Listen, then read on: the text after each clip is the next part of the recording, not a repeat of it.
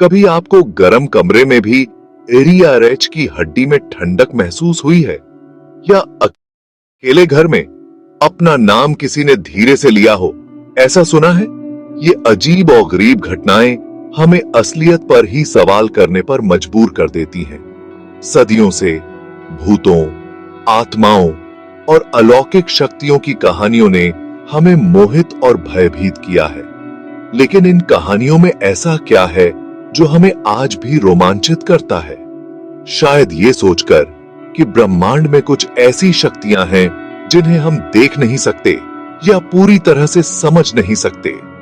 अब सामान्य की इस खोज में हम अलौकिक मुलाकातों के निजी अनुभवों में उतरेंगे और ऐसी घटनाओं के वैज्ञानिक स्पष्टीकरण या उनकी कमी की जांच करेंगे।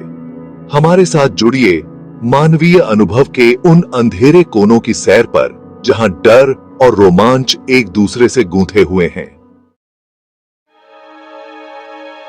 सर्दी की एक रात थी, ऐसी जो हड्डियों तक ठंडा कर देती है। मैं अपनी नानी के पुराने घर में अकेला था, एक विशाल विक्टोरियन घर जिसका इतिहास उसकी चरमराती फर्श की तरह ही पुराना था। हालांकि उस रात सन्नाटा टूटा। जैसे ही मैं चूल्हे में जलती आग के पास बैठकर पढ़ रहा था, मैंने उसे सुना। ऊपर की मंजिल से एक अलग धीमी ताली की आवाज। यह एक भारी आवाज थी, जैसे कोई बड़े गद्देदार हाथों से ताली बजा रहा हो। मेरे पेट में डर समा गया, दिल तेजी से धड़क रहा था। मैं धीरे धीरे सीढ़ियां चढ़ गया और फिर मैंने उसे देखा। उसकी पसंदीदा रॉकिंग चेयर पर बैठी हुई एक धुंधली झिलमिलाती आकृति। मेरा अनुभव भयानक तो था, लेकिन अनोखा नहीं।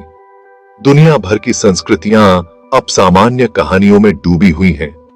प्रत्येक कहानी उनके अपने विश्वासों और आशंकाओं का प्रतिबिंब है।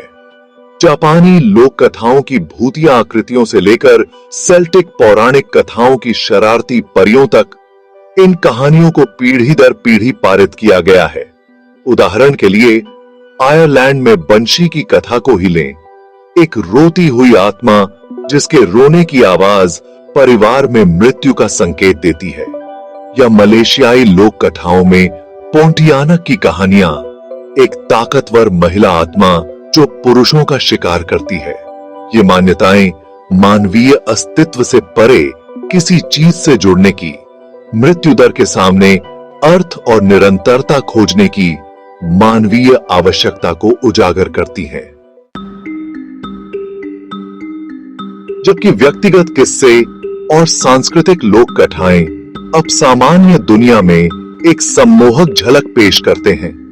वैज्ञानिक समुदाय संशय में है। प्रयोग सिद्ध साक्ष्य की कमी और नियंत्रित परिस्थितियों में अब सामान्य घटनाओं को दोहराने में कठिनाई पारंपरिक विज्ञान के नजरिए से इन अनुभवों का अध्ययन करना चुनौतीपूर्ण बनाती है। हालांकि कुछ शोधकर्ता इस संभावना की तलाश कर रहे हैं कि अब सामान्य गतिविधि को प्राकृतिक घटनाओं द्वारा समझाया जा सकता है, जिसे हम अभी तक पूरी तरह से नहीं समझ पाए हैं। उदाहरण के लिए इंफ्रासाउंड एक कम आवृत्ति वाली ध्वनि है जो मानव श्रवण की सीमा से नीचे है, लेकिन बेचैनी, चिंता और यहां तक कि मतिभ्रम की भावना पैदा कर सकती है। विद्युत चुंबकीय क्षेत्रों को भी असामान्य अनुभवों से जोड़ा गया है। कुछ लोग अनुमान लगाते हैं कि वे चेतना की परिवर्तित अवस्थाओं को प्रेरित करने में सक्षम हो सकते हैं। हालांकि ये वैज्ञानिक अन्वेषण दिलचस्प संभावनाएं प्रदान करते हैं, लेकिन वे निर्णायक से बहुत दूर हैं। निश्चित वैज्ञानिक प्रमाणों की कमी के बावजूद अब सामान्य में विश्वास संस्कृतियों में बना रहता है। दुनिया के कई हिस्सों में आत्मा जगत को एक अलग क्षेत्र के रूप में नहीं, बल्कि प्राकृतिक व्यवस्था के आंतरिक हिस्से के रूप में देखा जाता है।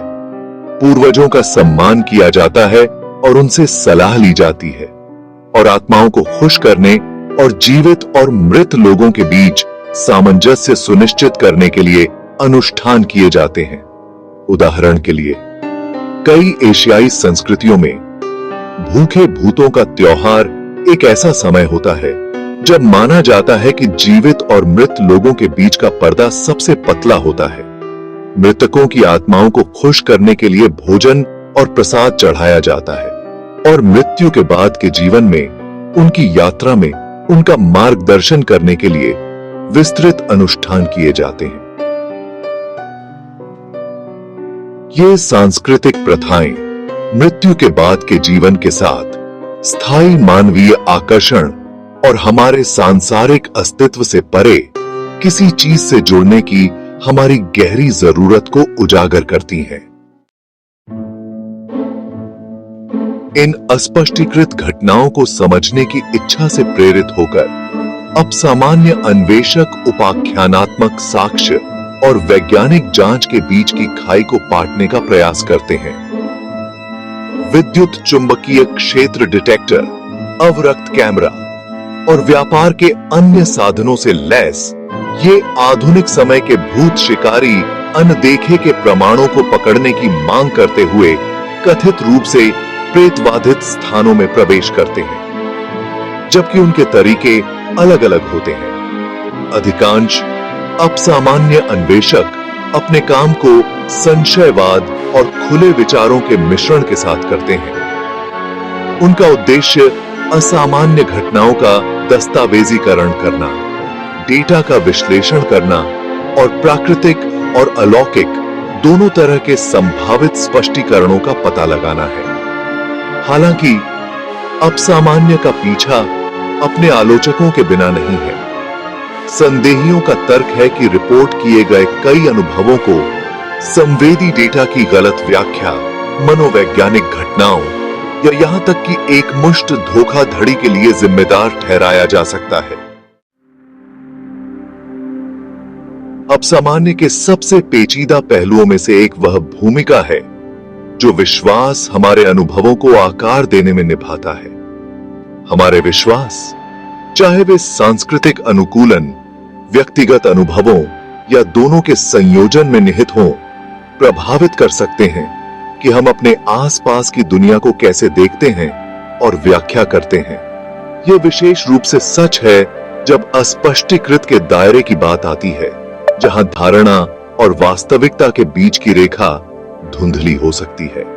कुछ लोगों का तर्क है कि हमारे दिमाग पैटर्न खोजने के लिए बने हैं जहां वे मौजूद नहीं हैं।